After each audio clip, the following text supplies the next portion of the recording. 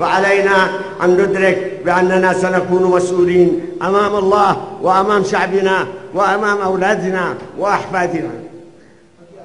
هذا رجائي إليكم كرجل عاش مراحل عدة وشهدت المصائب التي حلت باليمن وعانى منها كما عانى الكثير من الأخوة. أيها الأخوة، هذا واجبنا جميعا، يجب أن نضحي بأنفسنا وبأرواحنا من أجل أن يسعد أولادنا وأحفادنا. والله إن قلبي لا يدري، والله إن قلبي لا يدري دما.